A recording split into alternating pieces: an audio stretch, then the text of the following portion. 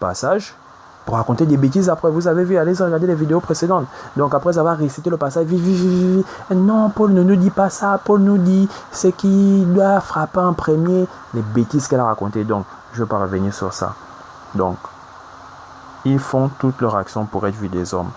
Paul n'a jamais fait ses actions pour être vu des hommes. Et nous allons voir cela dans le livre de Galates. Donc, allez-y lire, frères et sœurs. Galates chapitre 1 verset 10. Et maintenant, est-ce la faveur des hommes que je désire ou celle de Dieu? Donc allez-y lire. Mais mes frères, c'est enrichissant. Et maintenant, est-ce la faveur des hommes que je désire ou celle de Dieu? Est-ce que je cherche à plaire aux hommes? Est-ce que je cherche à plaire aux hommes, frères et sœurs?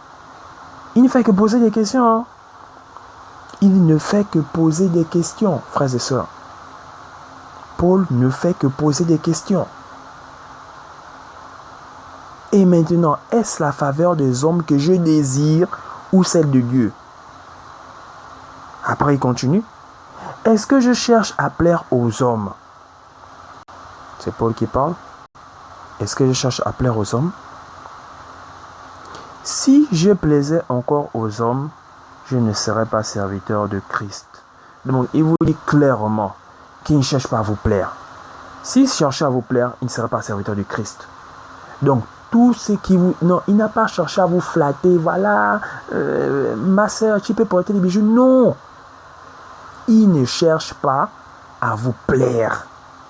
Et il le dit à la fin, si je plaisais encore aux hommes, je ne serais pas serviteur du Christ. Donc, ceux qui cherchent à plaire aux hommes ne sont pas serviteurs du Christ.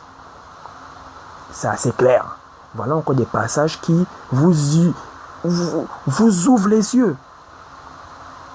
Clairement, si je plaisais encore aux hommes, je ne serais pas serviteur du Christ. Donc, tous les prédicateurs qui cherchent à plaire aux hommes ne sont pas serviteurs du Christ. Ils sont serviteurs des hommes. Ils sont serviteurs des hommes. La Bible, je vous dis, c'est enrichissant. C'est très enrichissant, frères et sœurs. Il a posé 2 questions. Et maintenant, est-ce la faveur des hommes que je désire ou celle de Dieu? Est-ce que je cherche à plaire aux hommes? Après, il vous dit clairement, si je plaisais encore aux hommes, je ne serais pas serviteur du Christ. Donc, tous ceux qui cherchent à plaire aux hommes là dans vos églises, non, voilà, les bijoux, tout, les femmes, voilà, les femmes ne doivent pas être mortes. J'ai écouté ça de plusieurs, voilà, des soi-disant prédicateurs. Mais ils ne sont pas prédicateurs du Christ. Ils sont prédicateurs des hommes. Pour la parler, c'est clair, c'est simple. C'est simple.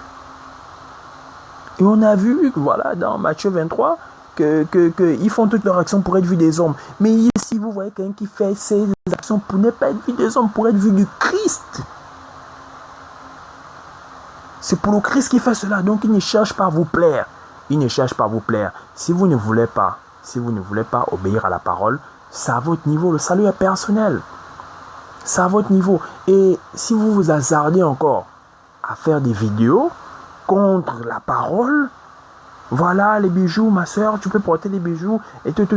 Mais je vous dis, le Christ a parlé dans Luc, hein, il vaudrait mieux pour vous et tout. Je sais que beaucoup n'ont pas lu.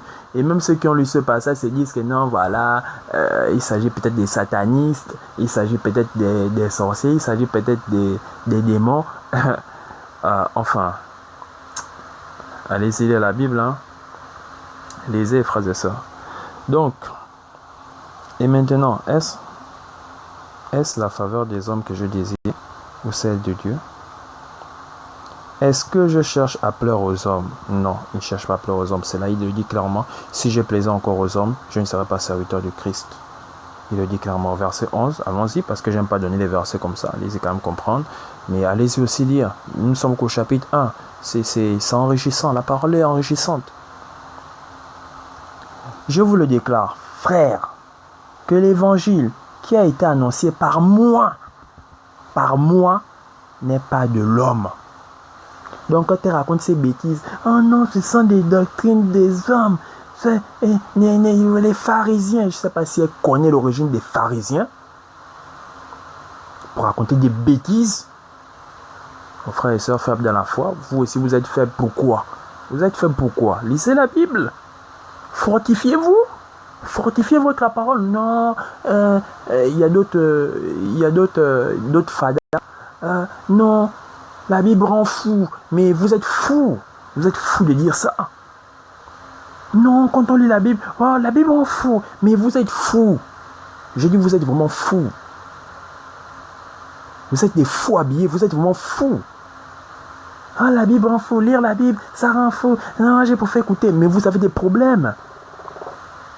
Oh, on ne lit pas la Bible comme ça. On lit la Bible comment? Oh non, on ne lit pas la Bible comme ça. Si c'est pour dévorer les romans, les poésies romantiques, non, vous les dévorez. On vous voit avec 12 livres, 12 poésies romantiques. Bourrés des passages obscènes. Oh, voilà, je ne vais même pas citer ça. Ça là, vous dévorez ça. Vous dévorez ces livres-là. Oh, tu as plus. Oh non, j'ai fini de lire le livre. Mais une épître, tu n'arrives pas à finir une épître. Non, la Bible, on ne lit pas comme ça. Si on ne lit pas la Bible comme ça, cherche comment on lit la Bible. Voilà. On ne lit pas la Bible comme je vous demande de lire la Bible. Cherchez donc comment on lit la Bible et commencez à lire la Bible. Je ne connais pas le nom du démon qui possède certaines personnes qui ont cette expression, mais ce démon-là fait quand même bien son travail. Hein. Excusez-moi, il fait quand même bien son travail. Car je ne comprends pas comment un chrétien peut faire sortir ce genre de phrases. Je vous dis, j'ai écouté ces phrases plusieurs fois de la bouche des soi-disant chrétiens. Et ce démon-là fait vraiment son travail. Si vous croyez que les démons, c'est seulement, dans vos églises, quand vous tombez là, les gens, non, je ne sors pas, mais là même encore, c'est un jeu de démons. Vous ne connaissez pas les démons. Je vous dis, vous ne connaissez pas les démons. Vous blaguez avec les démons. Vous ne les connaissez pas. Ils sont assez malins et ils n'ont pas été créés comme vous. Donc, si vous vous dites que les démons, c'est des idiots, c'est bien. Ils vous attendent. Ce qui est vrai, c'est qu'ils vous attendent. Ceux qui n'ont pas donné leur vie à Jésus, ils vous attendent. Donc, revenons. Je vous déclare, frère, que l'évangile qui a été annoncé par moi n'est pas de l'homme. Beaucoup m'ont dit, non, l'évangile, vous allez beaucoup parler. Non, Paul, lisez, vous allez beaucoup comprendre. Lisez. Donc, continuons. Au verset 12.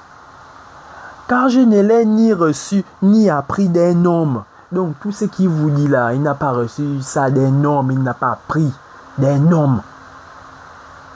C'est clair. Donc, ce qu'il vous dit là, il n'est pas allé voir les pharisiens, il n'est pas allé voir,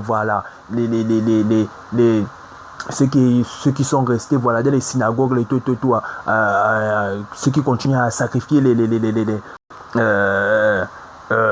agneaux et autres. Il n'a pas reçu d'eux. C'est clair. Car je ne l'ai reçu ni appris d'un homme, mais par une révélation de Jésus-Christ. Donc ce qu'il vous dit là, elle va raconter des bêtises, des blasphèmes. Non, les doctrines des hommes. Vous aussi, comme vous ne voulez pas laisser ces bijoux, vous ne voulez pas laisser ces extensions, je ne sais pas ce que ça vous donne. La chaînette, je ne sais pas ce que ça vous donne. Oh non, tu peux porter une chaînette, mais pas vulgaire. Tu portes ça, donc pourquoi? Tu portes la chaînette, pourquoi? D'autres vont mettre le nom. Voilà, je m'appelle Amina, je m'appelle Nina, je m'appelle Liliane. Allez, on connaît ton nom, tu mets encore sur la chaînette Liliane. Quel est le but? Quel est le but? Non, c'est ma chaînette, ça m'a pas... Mais parfois, je vous regarde, je ne sais pas. Mon souhait, lisez la Bible et grandissez dans la foi. Frères et sœurs, quand on dit naître de nouveau, quand on dit je suis né de nouveau, lorsqu'un enfant vient au monde, il apprend à marcher. Il prend encore le lait. Mais il doit grandir. Vous avez des adultes qui se comportent comme des enfants. Donc, naître de nouveau, là, ne vous dites pas que non, voilà, je suis né de nouveau, allez, c'est fini. Il y a une longue marche. Donc, si vous êtes bloqué avec les bijoux et autres, mais vous allez demeurer des adultes voilà, qui se comportent comme des enfants. Et on ne veut pas, voilà, beaucoup vont encore dire non, le royaume de Dieu est semblable à ceux qui, voilà, ceux qui ressemblent aux enfants. Vous n'avez rien compris. Donc, quand tu nais de nouveau là, hein, il y a une longue masse, c'est comme l'enfant qui vient de naître. Il prend encore le lait, voilà, on lui donne encore des petits trucs, voilà, mais il faut grandir. Il faut grandir.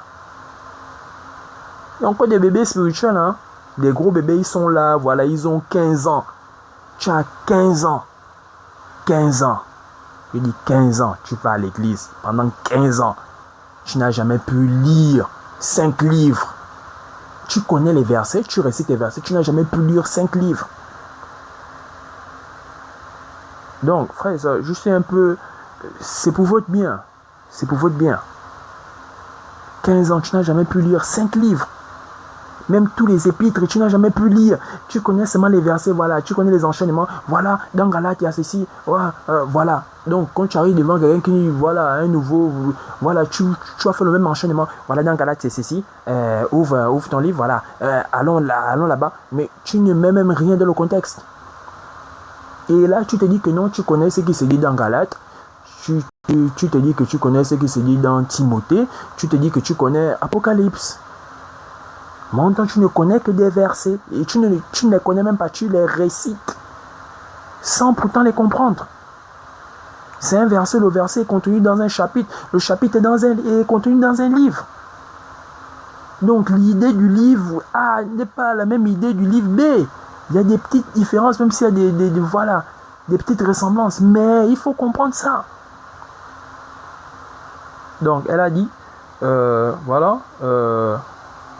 c'est des doctrines des hommes. Paul parle, car je ne l'ai ni reçu, ni appris d'un homme, mais par une révélation de Jésus-Christ. Donc c'est le Christ qui a enseigné tout cela à Paul. C'est le Christ qui a enseigné tout cela à Paul. Bon, maintenant, pour ceux qui disent, non, frère, tu allais dans Galates. Nous, on est dans Timothée. Ce que Paul a voulu dire, c'est ça. Donc, vous savez déjà, j'ai déjà lu, allez-y lire à la maison. Revenons sur le passage clé. Parce qu'il s'agit des ornements et autres. 1 Timothée chapitre 2. 1 Timothée chapitre 2. Versets 6 à 7. Donc, qui s'est donné lui-même en rançon pour tous, savant que c'est le Christ, c'est là le témoignage rendu en son propre temps, et pour lequel j'ai été établi prédicateur et apôtre. Et pour lequel j'ai été établi prédicateur et apôtre. Je dis la vérité, je ne mens pas. Je dis la vérité, je ne mens pas. Donc il vous dit il a été établi prédicateur et apôtre. C'est là le témoignage rendu en son propre temps. Et pour lequel j'ai été établi prédicateur et apôtre. Je dis la vérité. Donc il n'est pas là pour vous mentir. Il n'est pas là pour plaire aux hommes. Il plaît au Christ. Donc ceux qui vous racontent voilà, vous pouvez vous marquer, vous cherchez à plaire aux hommes. Ils ne sont pas serviteurs du Christ, ils sont serviteurs des hommes. C'est clair, c'est simple. Et les serviteurs des hommes savent où ils iront. C'est tout. Le Christ n'est pas venu mourir sur la croix pour voilà. Je laisse ça comme ça. Allez-y méditer. C'est là le témoignage rendu en son propre temps et pour lequel j'ai été établi prédicateur et apôtre. Je dis la vérité, je ne mens pas. Chargé d'instruire les païens dans la foi, pas seulement la foi, et la vérité. Il a commencé à dire, je dis la vérité, hein. Je ne mens pas. Chargé d'instruire les païens dans la foi et la vérité. Frères et sœurs, mais vous ne comprenez pas quoi? Moi je me demande, vous ne comprenez pas quoi, frères et sœurs? Qu'est-ce que vous ne comprenez pas là? Moi je ne sais pas. Je ne sais pas. Je ne sais pas ce que vous ne comprenez pas là. C'est assez clair. Je ne sais pas. Vous avez bien vu qu'au verset 12, donc ça revient, c'est ça. Bon, en fait, pour ceux qui savent mettre les choses dans le contexte, pour ceux qui savent rassembler les idées, parce que vous pouvez avoir une tonne d'informations, il faut encore savoir trier l'information. Il faut savoir trier les informations. Donc, chacun a sa capacité, mais je sais quand même que, le discernement est là. Pour certaines personnes, le discernement est élevé quand il s'agit des bêtises. Mais quand il s'agit de la parole, non, il y a trop de livres, la Bible est trop grosse, il y a tellement de livres, c'est trop. Mais un peu, c'est combien de livres? Vous dévorez les romans policiers, les romans ceci. Vous dévorez ces livres. Je parle des livres, les messages. Vous dévorez les messages par jour. Les réseaux sociaux vous ont garni avec des messages et des vidéos. Donc, tout ça là, vous regardez. Il y a aussi la Bible en audio. Mais faites attention parce qu'il y a aussi des Bibles en audio avec des messages subliminaux. Beaucoup. Donc, frères et sœurs, c'est là. Je reprends. Après, on va finir avec qui s'est donné lui-même en rançon pour tous, c'est le Christ. C'est là le témoignage rendu en son propre temps et pour lequel j'ai été établi prédicateur et apôtre.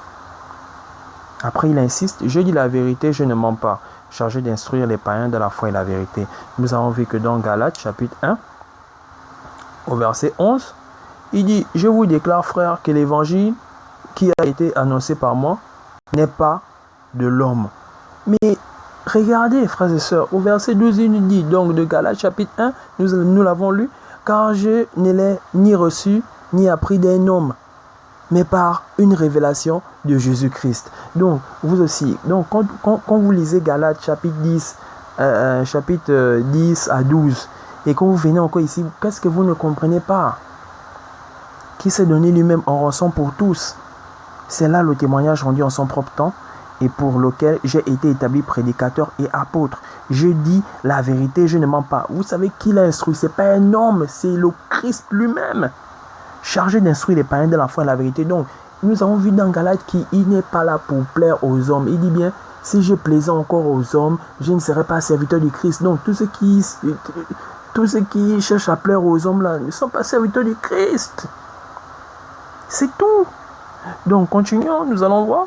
Vu que c'est notre passage phare. 1 Timothée, chapitre 2, 8, 9. Je veux donc il est chargé d'instruire, les païens de la foi et la vérité. Il a dit, je ne mens pas, chargé d'instruire les païens de la foi et la vérité. C'est les versets précédents. Je veux donc. Donc ça, c'est ce qu'il veut. Et nous savons, il n'a pas été instruit par un homme. C'est par le Christ, j'insiste. Depuis là, je ne fais qu'insister pour ceux qui ne comprennent pas. Je veux donc que les hommes prient en tout lieu, en élevant des mains pures, sans colère ni mauvaise pensée. Point. Ça, c'est pour les hommes, ça s'arrête là au verset 8. Bon, maintenant, pour les femmes, je veux aussi. Donc, il a dit pour les hommes, je veux donc il a commencé avec les hommes. Je veux aussi, c'est maintenant pour les femmes au verset 9, je veux aussi que les femmes vêtues d'une manière décente. Donc ça, c'est ce qu'il veut.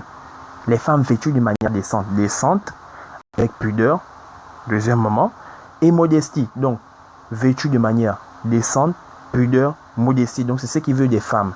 La décence, la pudeur et la modestie, c'est ce qu'il veut. Donc, qu'elles soient vêtues de manière décente, avec pudeur et modestie. Voilà maintenant ce qu'il ne veut pas. Il ne se parle ni de tresses, ni d'or, ni de perles, ni d'habits somptueux. Les habits somptueux, c'est des habits de luxe. C'est des habits de luxe. Donc, il n'a pas été instruit par un homme. Voilà l'autre, je sais pas, votre prophétesse, je sais pas, qui vous raconte des bêtises. Non, les doctrines, c'est les doctrines des hommes. Mais qui nous donne cette doctrine? C'est Paul. Paul a reçu cette doctrine de qui? Il n'a pas reçu cette doctrine d'un homme. Donc, moi, je ne sais pas. Quand elle se met à dire ça, elle n'est pas en train de blasphémer. Vous-même analysez. Je veux aussi que les femmes vêtues de manière décente, avec pudeur et modestie, ne se parlent ni de tresses. Donc, il vous dit d'abord ce qu'il veut des femmes. Que les femmes soient vêtues. Donc, il parle de vêtues. Donc, vêtues là, vous entendez quoi? Vous entendez quoi quand il dit vêtu? Vêtu vient de quoi? On ne parle pas d'effectivement. D'une manière décente, avec pudeur et modestie. Donc là, il parle des vêtements seulement. C'est tout. C'est tout. Le verset même clair, il vous montre déjà que voilà, il n'a pas dit non, voilà, je veux que la femme, voilà, se pare. Il n'a pas utilisé le mot pare. Il a dit vêtu. Rien que les vêtements, rien que les vêtements. Rien que les vêtements. Je veux aussi que les femmes vêtues d'une manière décente, avec pudeur et modestie. Donc, vêtues d'une manière décente, pudeur et modestie. Voilà maintenant ce qu'il ne veut pas. Ne se pare. Là maintenant il parle des parures.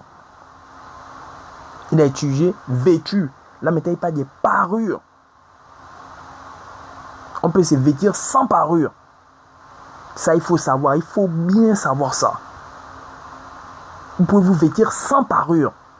Donc pour ceux qui ne savent pas, c'est ce qu'il a réellement voulu dire. Vêtu d'une manière décente avec pudeur et modestie. Donc il a parlé des vêtus. Voilà maintenant il vous dit ne se pare. On peut se vêtir sans parure. Donc les mots sont là clairs. Les philosophes grecs vont venir, les grands philosophes grecs, non, dans le grec, et voilà, le mot c'est ça, voilà, quand on prend la Strong, ils vont vous embrouiller la tête. Eux-mêmes, ils ne connaissent rien. Le français, ils ne maîtrisent pas, vous voulez aller au grec. Et de quel grec il s'agit? Il s'agit de quel grec? Il ne reste même pas l'histoire voilà. Il ne savent pas que le grec a été modifié. Il s'agit de quel grec? Il s'agit de quel grec? Le grec. Voilà, dans le grec. Il s'agit de quel grec? Le français, vous ne maîtrisez pas. Vous voulez aller au grec. Et vous critiquez, voilà, ceux qui ont fait des erreurs. L'erreur est humaine. On vous demande de traduire tout de suite là. On vous donne un texte en grec. Je vous dis bien, je prends un texte. Voilà, un texte ancien en grec, ancien. Je vous pose ça là devant. Vous n'allez rien trouver. Rien. Bon, maintenant, des gens se sont donné la peine.